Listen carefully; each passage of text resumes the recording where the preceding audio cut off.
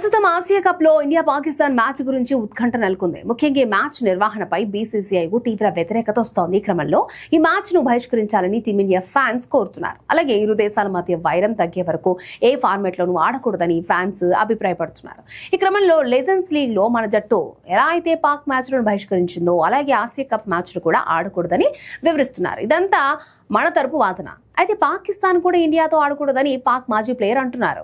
Asia cup లో పాకిస్తాన్ టీమిండియాతో మ్యాచ్లను ఆడకూడదు, వాటిని బహిష్కరించడం మంచిదే, అప్పుడే నేను ఆనందిస్తానని పాకిస్తాన్ మాజీ క్రికెటర్ బాసిత్ అలీ అన్నారు. ఆయన మాట్లాడుతూ ఇటీవల ప్రపంచ ఛాంపియన్షిప్ ఆఫ్ లెజెండ్స్ లీగ్ లో చేసినట్లుగా రాబోయే ఆసియా కప్ లో పాకిస్తాన్ తో ఆడడానికి ఇండియా నిరాకరిస్తే తాను ఇష్టపడతానని బాసిత్ అలీ అన్నారు.